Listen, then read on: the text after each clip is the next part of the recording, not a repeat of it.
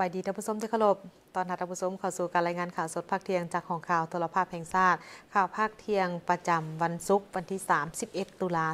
2025ข่าวภาคนี้พบกับโฆษกพันงาสุธิพงศ์ในการนำเสนอข่าวภาคเที่ยงเริ่มด้วยข่าวภายในประเทศก่อนเริ่มที่ข่าวทันของนายกรัฐมนตรีจันทร์สมรจันยาลาภได้เยี่ยมยามพื้นฐานการผลิตกสิกรรมอยู่ที่แขวงเสียงขวางในมื้อวันที่29ตุลา2025นี้ที่แขวงเสียงขวางพลเอกจันทร์สมรจันยาลาภรองนายกรัฐมนตรีพร้อมด้วยคณะได้เคลื่อนไหวได้เยี่ยมยามศูนย์บริการเทคนิคกสิกรรมศูนย์แห่งนี้ในเบื้องต้นแม่นได้รับการสร้างตั้งเป็นสถานีธนาคารงัวพร้อมทั้งเพื่อเป็นบอนที่เต้าโฮมงัวดอกเบี้ยที่ได้มีการเก็บคืนมาจากครอบครัวประชาชนเพื่อคัดเลือกงัวตัวที่สามารถเป็นพ่อพันธุ์แม่พันธุ์และแจกยาให้กับผู้ใหม่ต่อไปมาฮอดวันที่31สิงหาคมของปี2005โครงการดังกล่าวนี้ก็ได้สิ้นสุดลงและได้มอบให้บริหารรัฐแขวงเสียงขวางโดยเฉพาะกองแม่นแผนกกสิกรรมและป่าไม้ได้มีการเปลี่ยนชื่อมาเป็นศูนย์บริการเทคนิคกสิกรรมศูนย์ดังกล่าวนี้มีเนื้อที่ดินทั้งหมดแม่น160เฮกตาร์ซึ่งประกอบมี2หน้าเวียกก็คือเวียกงานการปลูกสาลีเวียกงานโครงการปรับปรุงแนวพันธุ์สัตว์ปรับปรุงพันธุ์สัตว์และปัจจุบันนี้มันมีงัวทั้งหมดแม่น28ตัวการจะตั้งปฏิบัติเวียกงานของทางศูนย์ในระยะที่ผ่านมาโดยได้มีการเก็บเฟืองแห้งจำนวน 4.8 ต้นปลูกสาลี40เฮกตาร์ปลูกหญ้า4เฮกตาร์ฉีดยาฆ่ากาฝากภายนอกให้กับงัวได้1ครั้งและนอกจากนี้ก็ยังได้ซักยาฆ่ากาฝากในเม็ดเลือดได้1ครั้งจำนวน30ตัวผสมอาหารเสริมให้กับงัวได้ทั้งหมดเป็น1.2ห้อยกว่ากิโลฮัมในนี้เป็นประกอบมีฮัม900กว่ากิโลสาลีบด200กิโลและอาหารสำเร็จรูป90กิโลต่อมาคณะก็ได้ไปเยี่ยมยามประชาชนอยู่ที่บ้านเวียงที่ร่วมกับกลุ่มปลูกผักเป็นสินค้ากลุ่มดังกล่าวนี้ปัจจุบันมีสมาชิก34ครอบครัวมีเนื้อที่ทำการผลิต 13.5 เฮกตาร์ผักที่ได้ปลูกประกอบมีผักบัวผักกาดผักสลัดซึ่งในปีหนึ่งสามารถปลูกและก็เก็บเกี่ยวผลผลิตได้5สุดเฉพาะผักกาดได้35วันสามารถเก็บส่งขายได้และปลูกได้ตลอดปีส่วนผลผลิตที่เก็บเกี่ยวได้ขายให้กับนครหลวงจันทร์แขวงหลวงพระบางและบริคำไซซึ่งสามารถสร้างรายได้ไปแก่ครอบครัวปีละ60ล้านกีบ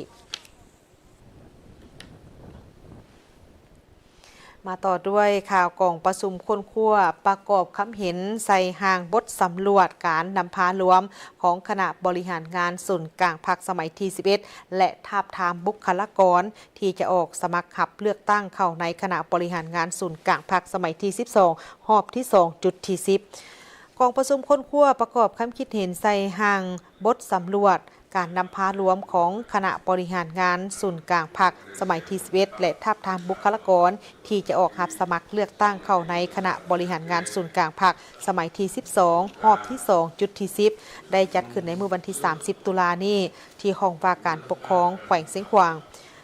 โดยการเป็นประธานของสหายพลเอกจันทร์สมรจันยาลาภกรรมการกรมการเมืองส่วนกลางภาครองนายกรัฐมนตรีผู้ชี้นำเวียกงานของเขตความมั่นคงและการปกครองโดยมีสหายคำไหลศรีประเสริฐกรรมการส่วนกลางภาครองประธานคณะบริหารรองประธานคณะกรรมการส่วนกลางภาคมีบรรดาสหายผู้แทนสมบูรณ์สำรองจาก3แขวงประกอบมีแขวงเสียงขวางแขวงหัวพันและแขวงไซสมบูรณ์มีผู้ต่างหน้าจังทางภาคส่วนที่เกี่ยวข้องเข้าร่วมสหายพลเอกจันทร์สมรจันยาลาภได้มีคำเห็นและให้ทิศซี่น้ำต่อกองประชุมว่าเพื่อรับประกันให้การทาบทามในครั้งนี้เลือกตั้งบุคลากรที่มีมาตรฐานเป็นบอนอิงในการคัดเลือกเข้าทาบทามรอบที่3ก็คือเป็นเป้าหมายสมัครเลือกตั้งเข้าในคณะบริหารงานส่วนกลางภาคสมัยที่12ในต้นปี2026นี้ต้องกำแนนถึงจุดประสงค์คาดหมายคือเป็นให้พนักงานลักแรงและผู้แทนสมบูรณ์ของกองประชุมใหญ่ครั้งที่12ของพรรคสืบต่อในการ มีส่วนร่วมโดยกงในการเลือกเฟ้นบุคคลและพนักงานลักแหล่งดีเด่นโดยมีจำนวนเพียงพอและมีรายชื่อตัวจริงที่เสนอบรรดาสหายเลือกเฟ้นคัดจ้อนเพื่อเป็นเป้าหมายที่จะออกรับสมัครเข้าในคณะบริหารงานส่วนกลางภาคโดยเฉพาะเป็นเอาใจใส่พิจารณาเป็นเป้าหมายใหม่ที่มีมาตรฐานเงื่อนไขกว่าหมู่เพื่อรักษาเพื่อให้สามารถเป็นบอนอิงให้แก่ทางอนุกรรมการกฎระเบียบและบุคลากรมีข้อมูลที่ชัดเจนหัดกลุ่มตืมเพื่อคัดเลือกเป็นเป้าหมายสืบต่อในการลงทาบทามรอบที่ 3จากนั้นสหายพลเอกจันทร์สมรจันยาลาศก็ได้เรียกร้องให้ผู้แทนได้เอาใจใส่ในการพิจารณาเป้าหมายใหม่ที่มีเงื่อนไขมาตรฐานหลายกว่าหมู่เพื่อสามารถเป็นบอนอิงให้เป็นบอนอิงให้แก่ทางอนุกรรมการกฎระเบียบและบุคลากรมีข้อมูลที่ชัดเจนหัดกลุ่มขึ้นตืมเพื่อคัดเลือกเป็นเป้าหมายสืบต่อในการทาบทามรอบที่ 3ปฏิบัติบรรดาขั้นตอนของการเลือกเฟ้นเป้าหมายที่มีมาตรฐานเงื่อนไขครบถ้วนบนพื้นฐานการมีส่วนร่วมจากตัวแทนของพนักงานสมาชิกพรรคเป็นเจ้าการ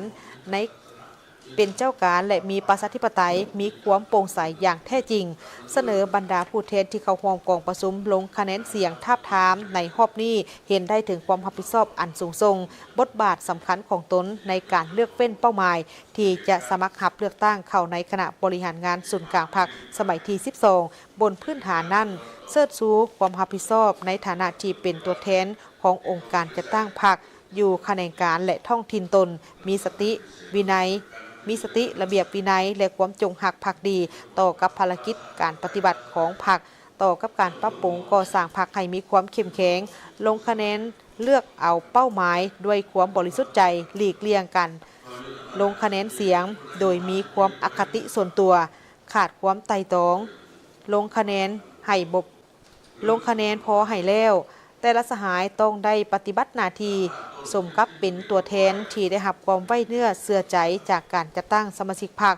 บอนที่ตนสังกัดอยู่เสนอบรรดาสหายพิจารณาอย่างจริงจังเกี่ยวกับโครงประกอบด้านอายุ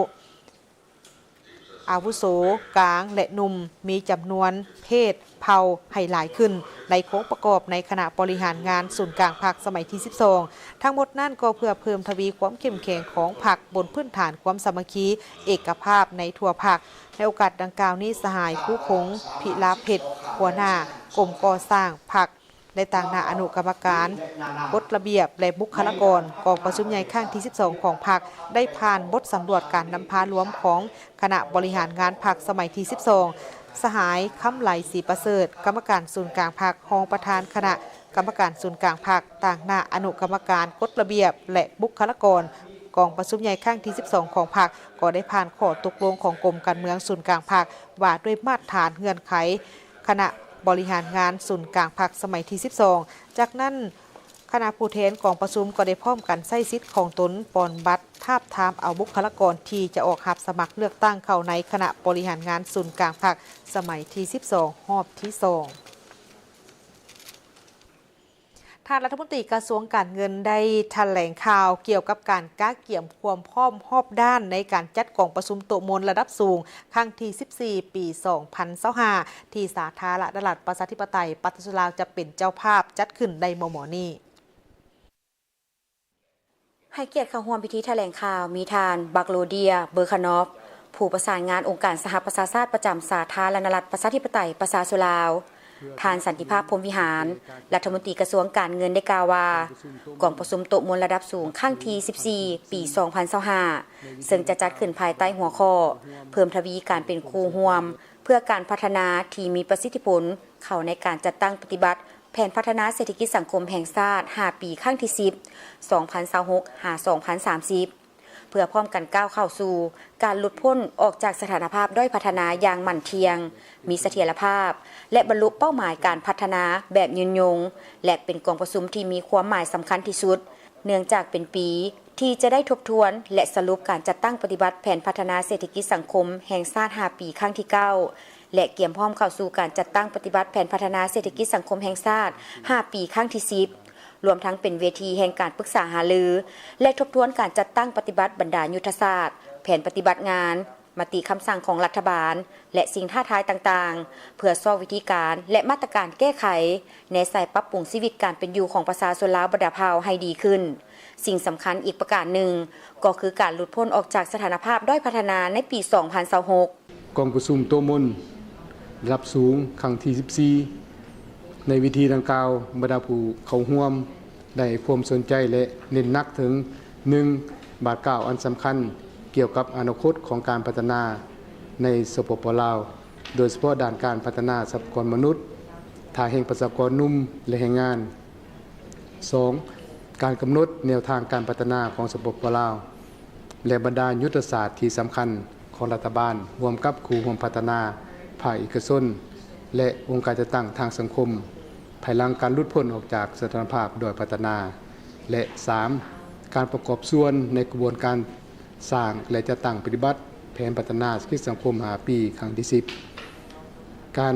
เตรียมความพร้อมเพื่อหลุดพ้นออกจากสถานภาพโดยพัฒนาในปี 2026และการจัดตั้งปฏิบัติแถลงการเวียงจันทร์ฉบับที่ 3ซึ่งผลของการสนทนาดังกล่าวจะได้นำไปรายงานอยู่ในกองประชุมโต๊ะมนระดับสูงครั้งที่14ที่จะจัดขึ้นในวันที่19พฤศจิกายน2025นี้กองประชุมโต๊ะมนระดับสูงครั้งที่14จะได้มีพิธีลงนามรับรองเอาแถลงการเวียงจันทร์ฉบับที่2026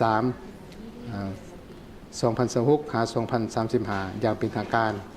และนำเสนอหัวข้อที่มีความหมายความสำคัญในการพัฒนาสปป.ลาวดังนี้ 1. นำเสนอเกี่ยวกับผลสำเร็จการจัดตั้งปฏิบัติแผนพัฒนาเศรษฐกิจสังคมแห่งชาติ5 ปีครั้งที่ 9และแผนพัฒนาเศรษฐกิจสังคม5 ปีครั้งที่ 10 2. นำเสนอความคืบหน้าการก้าวเกี่ยมความพร้อมหลุดพ้นออกจากสถานภาพโดยพัฒนาและการจัดตั้งปฏิบัติแผนดำเนินงานโดฮาสำหรับประเทศโดยพัฒนาของสปป.ลาว 3. นำเสนอความคืบหน้าในการร่วมมือเพื่อการพัฒนาการเข้าร่วมติดตามประสิทธิผลของการร่วมมือเพื่อการพัฒนาในระดับสากลครั้งที่4และแถลงการเวียงจันทร์ฉบับที่3ปี 2026 ปี 2035นอกจากการนำเสนอแล้วกองประชุมโต๊ะมนระดับสูงครั้งที่14บรรดาผู้แทนจะได้รับฟังการรายงานผลการปรึกษาหรือในวิธีสนทนาระดับสูงภายใต้หัวข้อภายหลังการหลุดพ้นออกจากสถานภาพโดยพัฒนาการเปิดกว้างความมุ่งมั่นปรารถนาใหม่ในการพัฒนาการเติบโตการเสริมสร้างวิทยางานทำและเทคโนโลยีหลังจากนั้นบรรดาผู้แทนจะได้เที่ยวชมงานวางแสดงผลสำเร็จและผลิตภัณฑ์ต่างๆที่ได้มาจากการร่วมมือเพื่อการพัฒนาของบรรดา10หน่วยงานแขนงการทั้งนี้ก็เพื่อเป็นการกำนับรับตอนกองประชุมโต๊ะมนระดับสูงครั้งที่14และนำเสนอผลงานการประกอบส่วนต่อการพัฒนาสปป.ลาวในระยะ5 ปีผ่านยังคู่กันนี้รัฐบาลสาธารณรัฐประชาธิปไตยประชาชนลาวก็ยังสืบต่อเอาใจใส่จัดตั้งพันขยายบรรดาเป้าหมายต่างๆของการพัฒนาแบบยืนยง SDG โดยเฉพาะการจัดตั้งปฏิบัติเป้าหมายที่ติดพันกับการปรับปรุงสภาพเศรษฐกิจให้มีความมั่นเที่ยงยืนยงในการพัฒนาประเทศรวมทั้งการจัดตั้งปฏิบัติแผนยุทธศาสตร์การข้ามผ่านของสาธารณรัฐประชาธิปไตยประชาชนลาวเพื่อออกจากสถานภาพด้อยพัฒนาปี 2026และหลังปี 2026ที่เป็นเวียกบุริมสิทธิ์สำคัญที่ต้องได้เอาใจใส่และในกองประชุมโต๊ะมนครั้งนี้รัฐบาลลาวจะเสื้อเสริญผู้แทนกองประชุมเข้าร่วมหลายกว่า500ทานในนั้นประกอบมีสภาแห่งชาติบรรดากระทรวงองค์การเทียบรวมทั้ง17แขวงและนครหลวงเวียงจันทร์บรรดาผู้แทนระดับสูงจากประเทศเพื่อนมิตรคู่ร่วมพัฒนาและองค์การจัดตั้งสากลทั้งมีสำนักงานองค์การตั้งอยู่และบ่ตั้งอยู่สาธารณรัฐประชาธิปไตยประชาชนลาวองค์การจัดตั้งทางสังคมภาคเอกชนสมาคมบ่หวังผลกำไรและภาคส่วนที่เกี่ยวข้องเติมอีก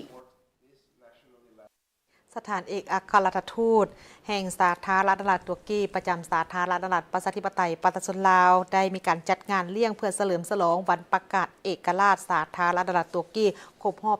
102 ปีการเฉลิมฉลองวันประกาศเอกราชสาธารณรัฐตุรกีครบรอบ102 ปีเป็นเกียรติเข้าร่วมของทานโพไซไซยาซอน รัฐมนตรีกระทรวงแรงงานและสวัสดิการสังคมท่านไม้ทองธรรมวงศารองรัฐมนตรีกระทรวงการต่างประเทศมีตัวแทนจากบรรดากระทรวงแขนงการเอกอัครราชทูตหัวหน้าองค์การผู้ต่างนานาสากลประจำสาธารณรัฐประชาธิปไตยประชาชนลาวเข้าร่วมท่านนางโอยายาซาเอกอัครราชทูตวิสามัญผู้มีอำนาจเต็งแห่งสาธารณรัฐตุรกีประจำลาวกล่าวว่าถึงว่าสองประเทศจะอยู่ไกลกันทางภูมิศาสตร์แต่รัฐบาลและประชาชนสองชาติมีความใกล้ชิดกันในคุณค่าทางด้านจิตใจและค่านิยมร่วมกันมีความใกล้ชิดกันในคุณค่าทางด้านจิตใจและค่านิยมร่วมนับตั้งแต่การสร้างตั้งสายพพันธ์การทูตในปี 1958 เป็นต้นมาการร่วมมือในขอบสองฝ่ายได้รับการพัฒนาเป็นอย่างดีมีการแลกเปลี่ยนคณะผู้แทนขั้นสูงและมีการร่วมมือหลายโครงการที่เป็นรูปธรรมโดยผ่านองค์การร่วมมือสากลแห่งสาธารณรัฐตุรกีประจำสาธารณรัฐประชาธิปไตยประชาชนลาวได้มีการจัดตั้งปฏิบัติโครงการร่วมมือพัฒนาโครงสร้างพื้นฐาน27โครงการโดยซุ่มใส่ด้านกสิกรรมสาธารณสุขการศึกษาการคุ้มครองภัยพิบัติและการสร้างความเข้มแข็งให้แก่แม่หญิงพร้อมกันนั้นยังคาดหวังว่ากองประชุมปรึกษาหารือด้านการเมืองระหว่าง2กระทรวงการต่างประเทศที่จะมีขึ้นในปี 2025 จะถือเป็นบัตรเข้าสำคัญในการเพิ่มทวีการร่วมมือทางด้านการค้าการลงทุนพื้นฐานโครงสร้างพลังงานการคมนาคมและขนส่งการหันเป็นดิจิทัลการคุ้มครองภัยพิบัติและอื่นๆในอนาคตข้างหน้ารัฐบาลและประชาชนตุรกียังมีความมุ่งหวังอยากเห็นทุ่งชาติของสาธารณรัฐประชาธิปไตยประชาชนลาวปิวสะบัดอยู่นครหลวงอังการาพร้อมกับการเปิดสถานทูตลาวอย่างเป็นทางการถือเป็นขั้วต่ออันสำคัญให้แก่สายพัวพันการทูตระหว่าง2ประเทศและนำเอาผลประโยชน์ตัวจริงมาสู่ประชาชนลาวและตุรกีในโอกาสนี้ท่านนางโอยายาซายังได้แสดงความขอบใจเป็นอย่างสูงไปถึงรัฐบาลกระทรวงการต่างประเทศและภาคส่วนที่เกี่ยวข้องของลาวที่ได้ประกอบส่วนในการช่วยเหลือและการร่วมมืออย่างเสมอต้นเสมอปลายในการจัดตั้งปฏิบัติบรรดาโครงการร่วมมือระหว่าง2ประเทศถือเป็นสัญลักษณ์แห่งมิตรภาพและการร่วมมือที่เป็นมูลเชื่อระหว่าง2ชาติท่านผู้ชมที่เคารพจากนี้ไปนั้นจะพักก่อนหลังจากนั้นกลับมารับชมการรายงานข่าวต่างประเทศพร้อมในข่าวกีฬา